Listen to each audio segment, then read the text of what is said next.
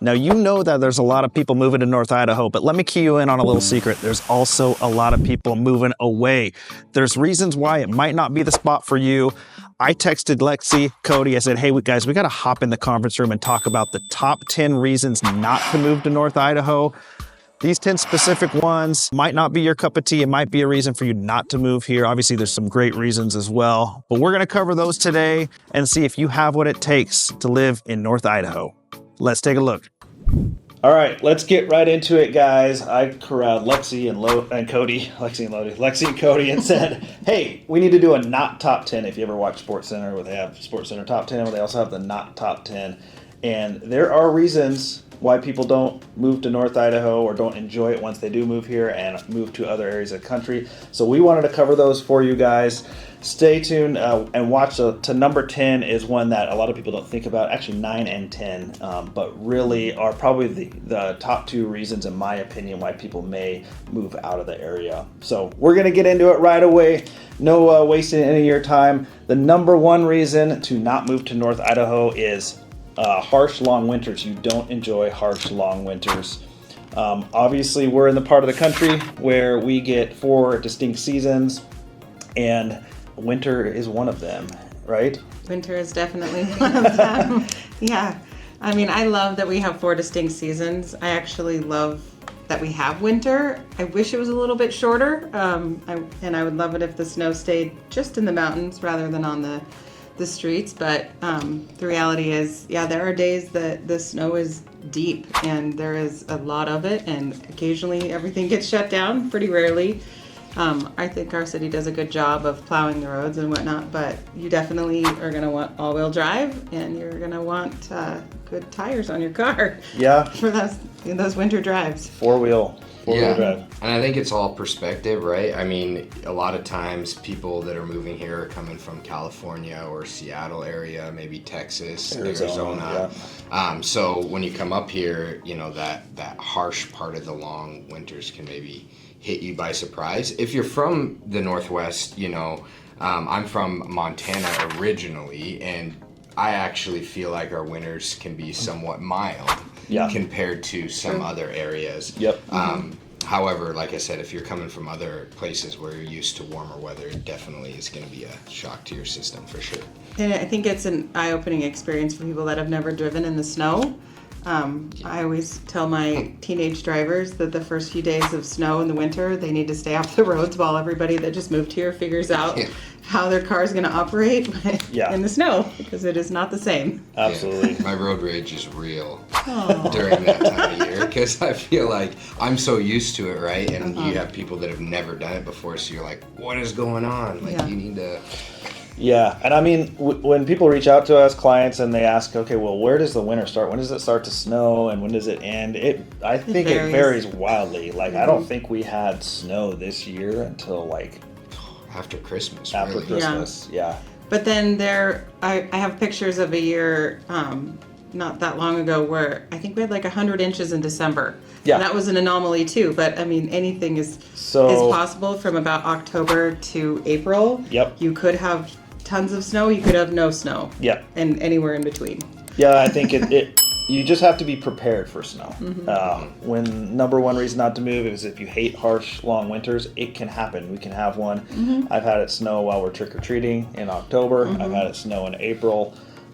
Usually those are just dustings, but pretty much anywhere in between, you can get some good winter weather. And part of the thing that you have to do once you live here or you move here, if you want to get through it, is find ways to enjoy it. Yeah. Go skiing.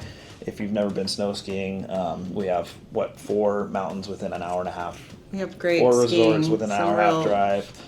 A lot of fun activities to do in the winter, but you have to take advantage of it to make those long months go by quicker. Yes. Sure. So that's number one. Number two actually just hit me with a potential client who was looking to move here, but was doing some research in this area and figured North Idaho wasn't the spot for her because she is a huge gardener. She loves to garden. Like, that's her number one thing. And number two is a short growing season. So if you like to garden, there's definitely all summer long is great, but there's certain things that you can't do in our area because of the weather and the climate. So Sure. I'm not a huge gardener, so I didn't know that, but she did some good research when she was up here touring around, and it just didn't have a long enough season for her.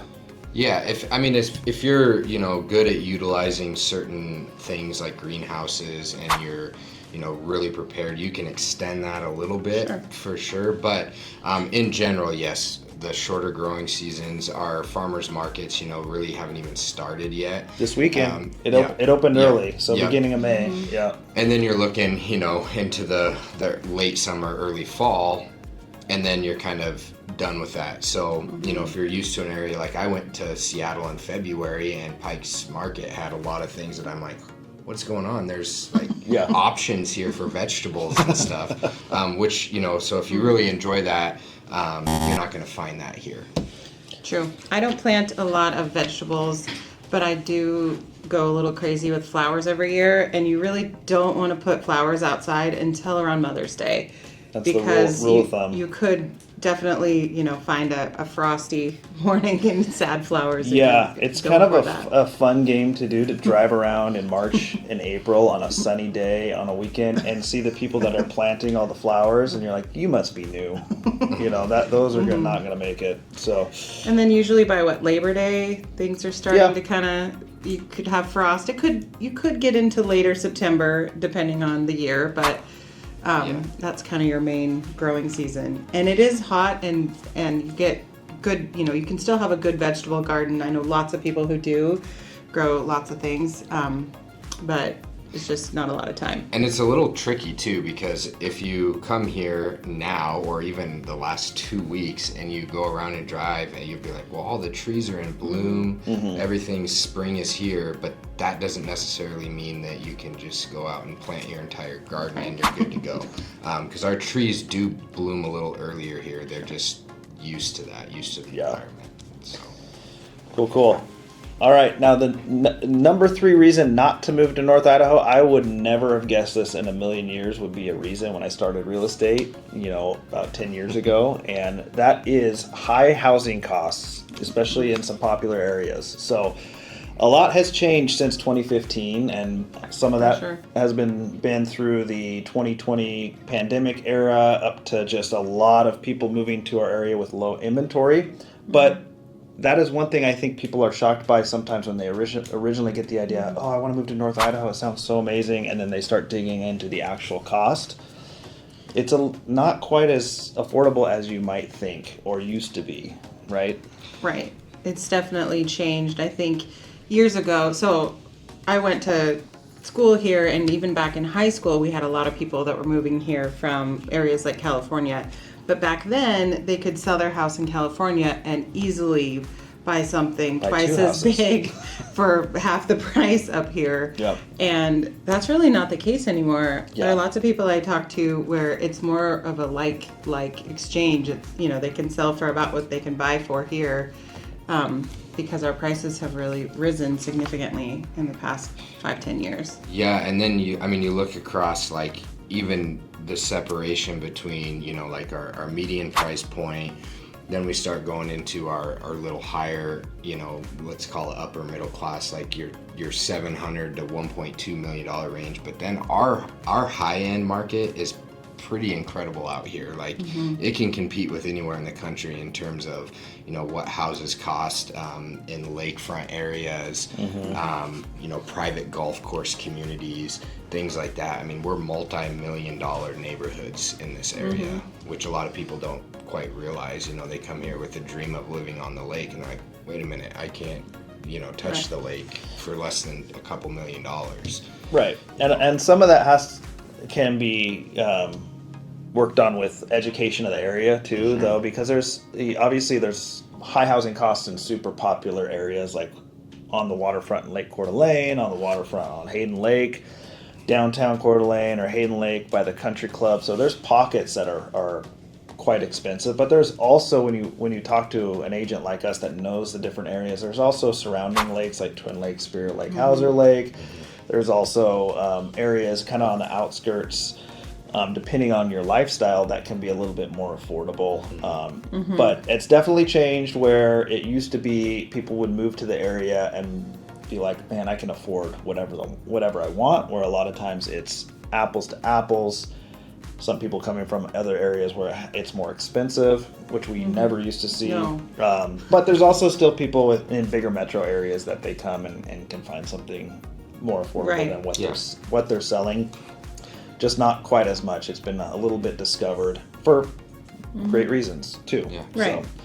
So, we're going over the top 10 reasons not to move to North Idaho. Obviously, we feel there's many more reasons to move to North Idaho. But hey, we got to be honest with you and share the reasons we find people, skipping out on town. So, all right, let's hit up number 4: low wages for many jobs. So that kind of correlates with the last one too, in terms of the high housing prices. Yeah, our statistics are pretty remarkable when you look at what percentage of locals can afford housing in our area, and a lot of that is just due to the cost of, interest rates are a big factor in that, but cost of houses themselves, cost for rentals. And then you look at what the majority of our population is able to earn, that aren't, medical field is always your higher earning, self-employment, sales, things like that. But most of your jobs in the area, it's really tough, especially on a single income. I think it would be practically impossible on your typical like service job or retail, that kind of an industry, to afford a house in today's climate. And as someone with a kid in college, like, that's a real thing that I think about, because 20 some years ago, when my husband and I bought our first house here, it was under $100,000. And granted, it was not a fancy house, but at the time, like, that was all we had. And now for our oldest to be able to do the same, you're looking in the 400s probably for that same house that is in Post Falls that we bought. So, the amount of money you'd have to earn is just, it's kind of intense. So, a lot of that, I think, is caused by a lot of the people that have moved here are still working where they used to work. So they're able to work remotely, so they're not affected by, the actual job market in Coeur d'Alene or in the Kootenai County. So, yeah, not a lot of corporate headquarters in our area. There's more and more popping up, I believe, in like the Liberty Lake area, which is super close. Yeah, a lot of people work in Spokane, in that area. There are a lot more options, and I think, growing up, my mom actually worked in Spokane, and we lived in Coeur d'Alene because that was a bigger market, especially back then, for her and her job. So she, Yeah, and healthcare too. There's a lot of healthcare options. There's tons of healthcare. I feel like you could make good money in healthcare here.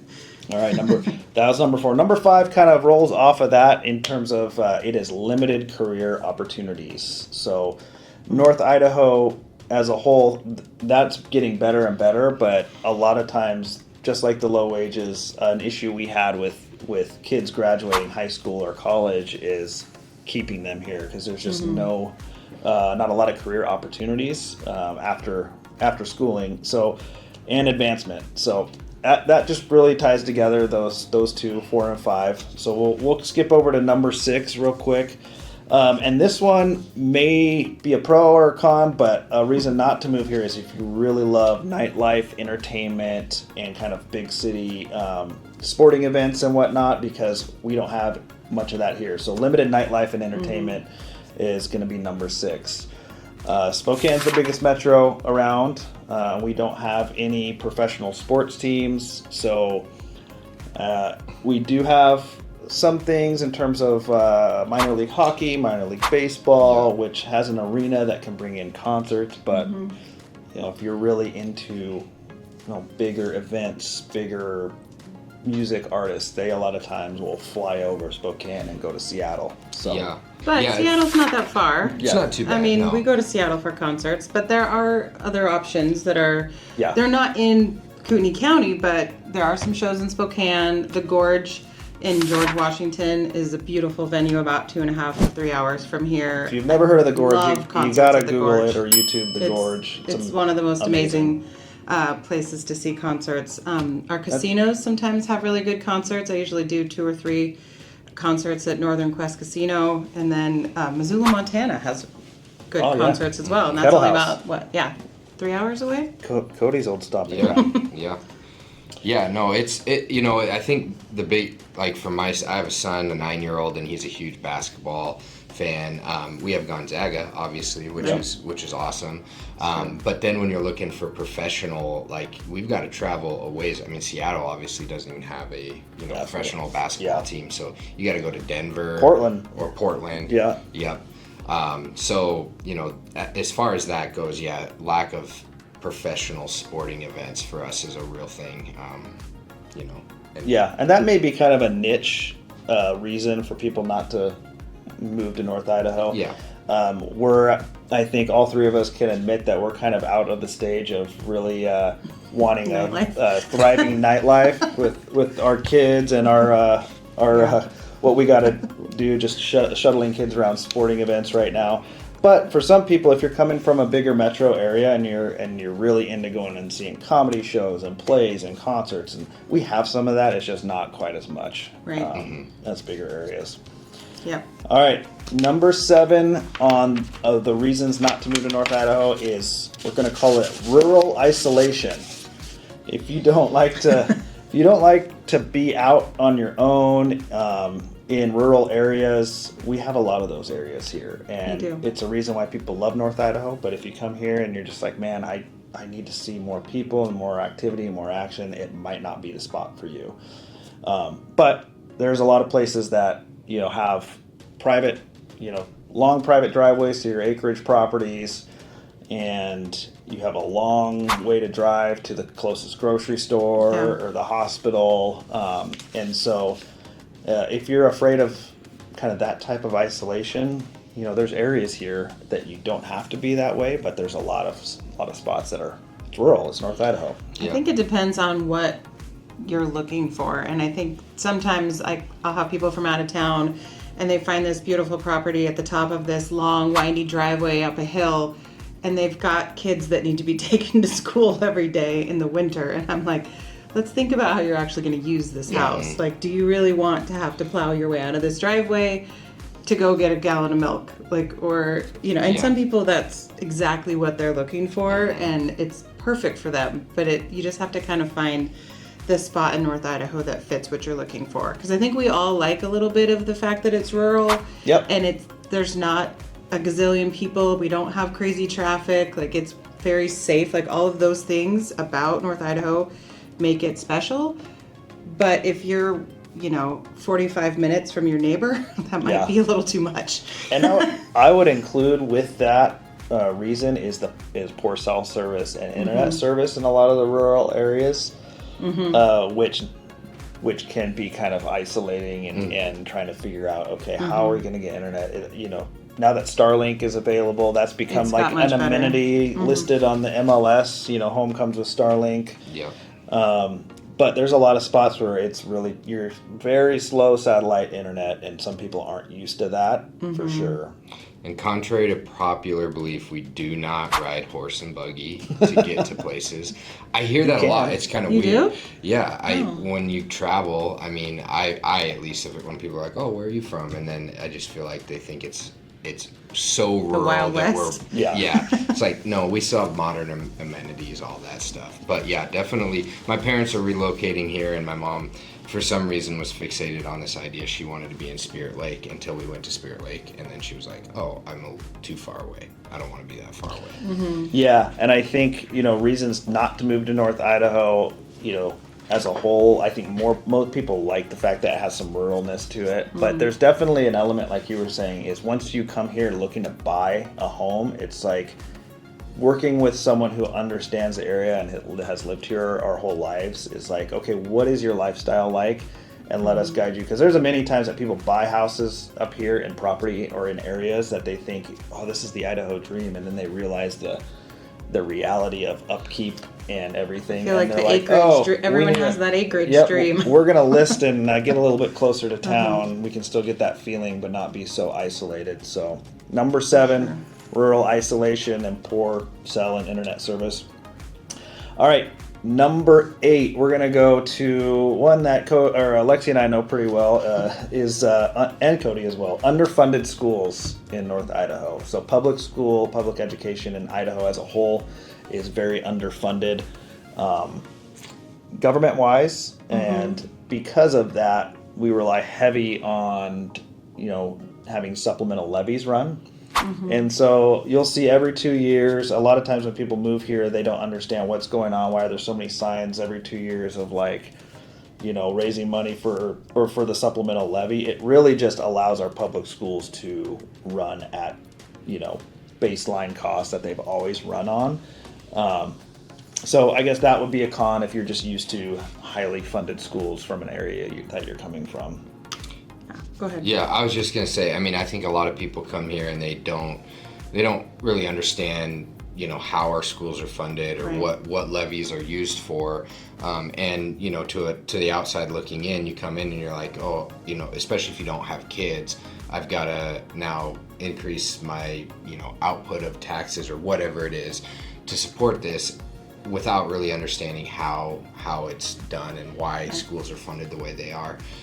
So yeah, I think, doing some research on that yourself when coming to this area, I think is really important, so you can kind of learn and understand how our schools are funded and where that money goes. And yeah. I think the assumption that people have, because they are funded differently in other states, is that if our school needs, and in our case it's about 25% of the budget that comes from that local levy, the assumption is that our schools are operating in a way that's not fiscally responsible and they're operating outside of their budget. But really the way our government has it set up is that it gives local control to that extra 25% or that makes up the 100% budget. Yep. And so that really was never an issue in our community. We always funded our levies until recently, and now actually Lakeland is just about to try to run theirs again in hopes of passing it, and it's a big deal for our kids because even with that levy, we still operate on a shoestring budget in Idaho, and our teachers are amazing and honestly do an amazing job with very tight purse strings for sure. So and it's tough because teachers' wages here, and Cody can attest to this because he was a teacher in Post Falls.